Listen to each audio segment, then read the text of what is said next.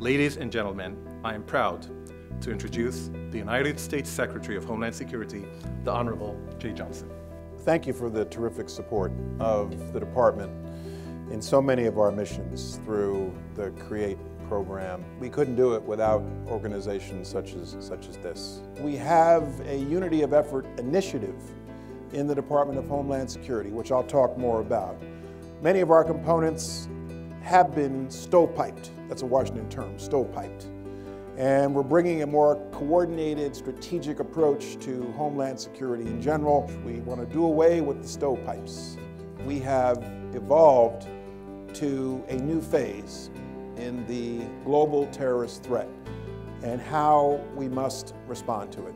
We see more Al-Qaeda affiliates, Al-Qaeda adherents, and we see terrorist organizations that core Al-Qaeda has renounced, ISIL being the #1 example of that.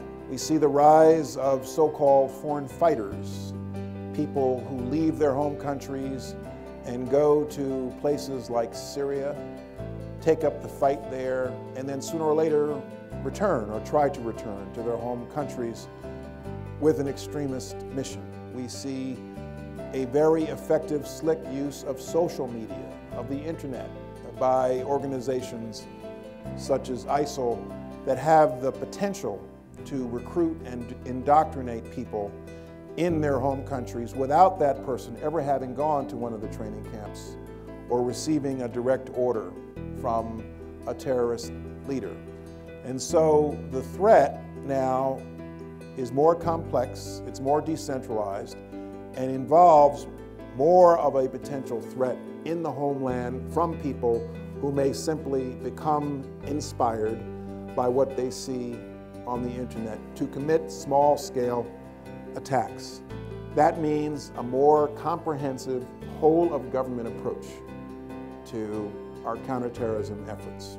We believe that we need to partner more closely with the LAPD, with the NYPD, other major metropolitan police departments. We need to engage community organizations that themselves have the capacity to reach those who may be inclined to turn to violence. Everyone here, I'm sure, has heard of our executive actions to reform the immigration system. We're focusing more on convicted criminals as opposed to people in the interior who have been here for years, who've committed no serious crimes. We have finite resources.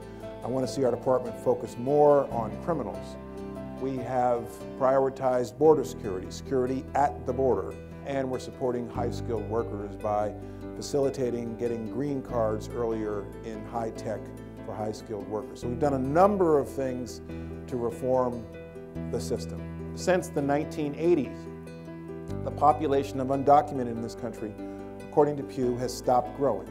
More than half, according to Pew, of that number, 11.3, has been here more than 10 years.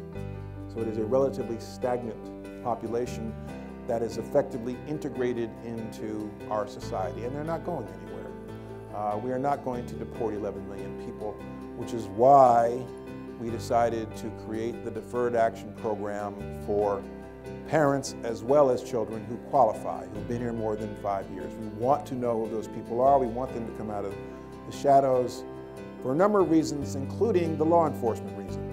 From the perspective of law enforcement, we want to know who these people are. We want to encourage them to report crimes.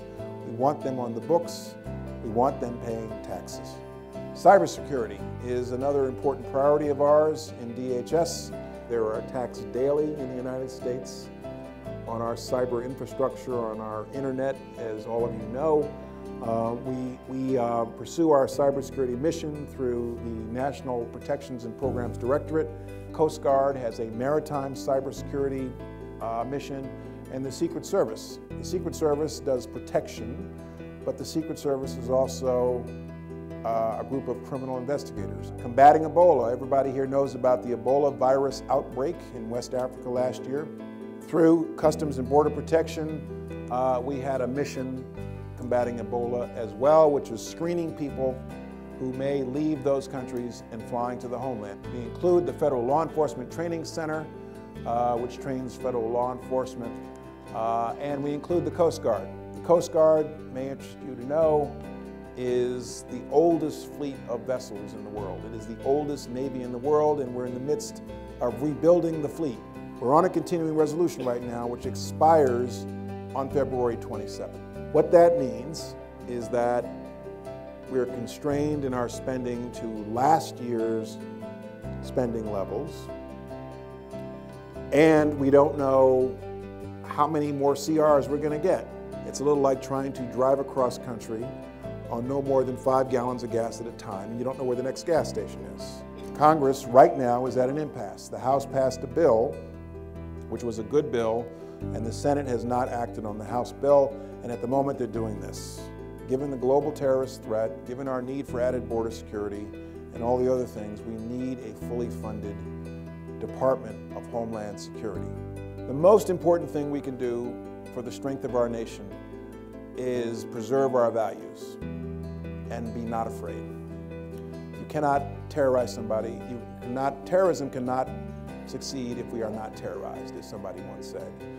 And so, relatively early on in my job as Secretary of Homeland Security, I realized that Homeland Security is striking a balance between preserving our liberties, preserving our values, and basic security.